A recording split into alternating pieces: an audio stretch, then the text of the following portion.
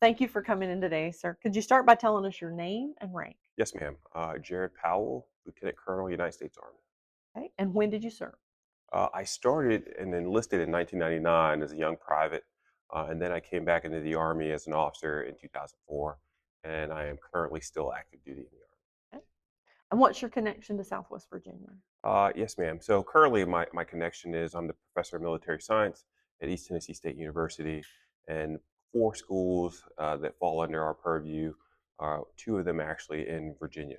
One of those being Emory and Henry, which I'm here to support today for their awards ceremony. Okay. How and why did you join the military? I've always had a propensity to want to serve in the military. My father spent 26 years as an enlisted soldier in the Army. He actually encouraged me to go to Air Force. And so I enlisted at 17. I had really no desire to go to college.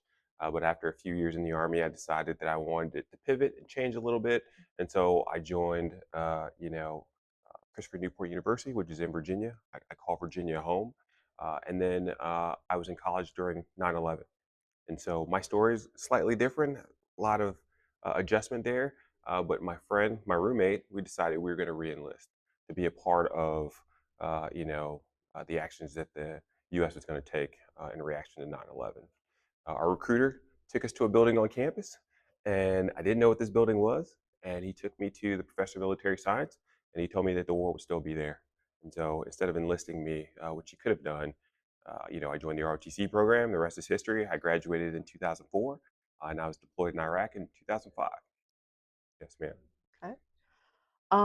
So what are some of the places that you have lived while you're on active duty? Yes, ma'am. Been blessed to live a lot of places during my time in the Army. As we were talking about earlier, Heidelberg, Germany was a wonderful place to be. My current job here that has us in Johnson City, Tennessee, the ETSU Army RTC has also been a great one. And then when I was a captain, I had the opportunity to be a assistant professor of military science at Florida State University.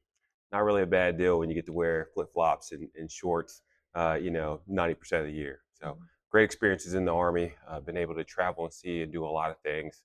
And so I'm just very grateful for those. When you've been away from home, how have you stayed in touch with friends and family? Yes, ma'am. And so it's funny, I've been in the Army so long now that it kind of has evolved.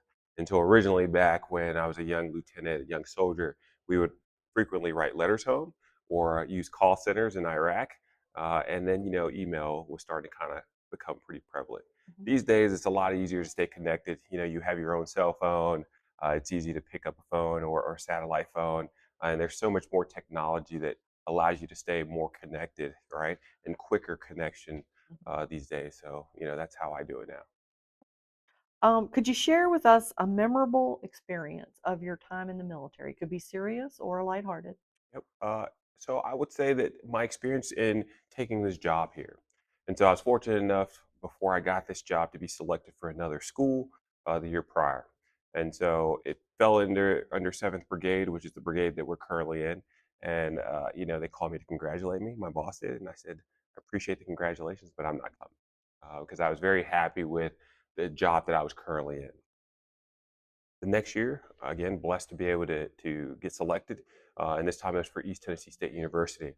One of the guys that worked for me, a major, said, "Hey, sir, congratulations! You're going to ETSU." I had no idea what he was talking about. And again, my boss calls me and he says, "Congratulations! You're coming back to the brigade." I said, "Sir, I'm not taking the job." And he said, "Before you tell me no, let me fly you out. Come check it out.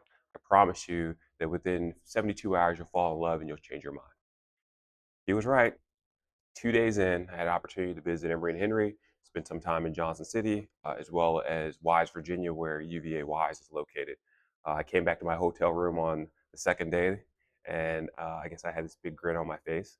And my wife said, "I guess we're moving from where I was stationed at Fort Eustis, Virginia, which I call home, to now Johnson City, Tennessee." And so it's one of those things where you don't know what life is going to bring you, or what direction you're going to go. So just keeping your mind and your heart open to things. And, I would tell you that this has been the most rewarding assignment of my career.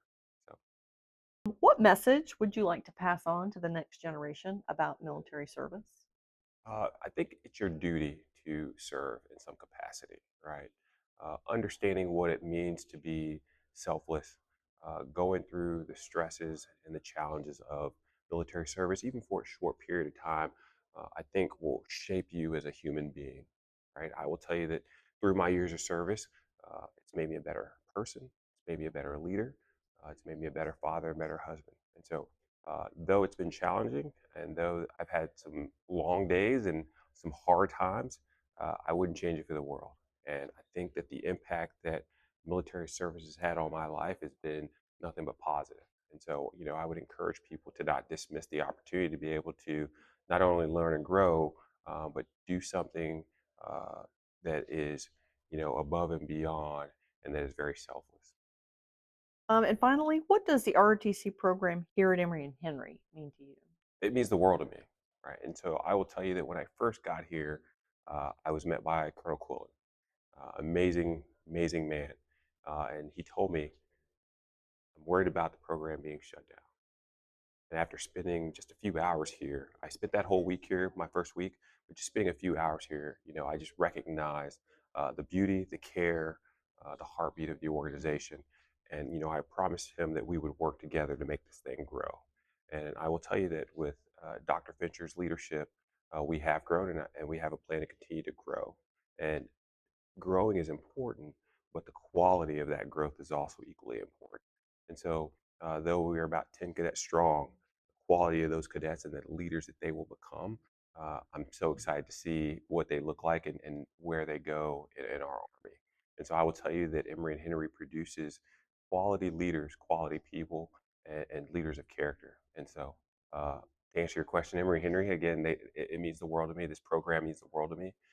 And it's great to come into a place where the administration and the students and the people in this area care so much about a program. It makes my life so much easier as a professor of military science.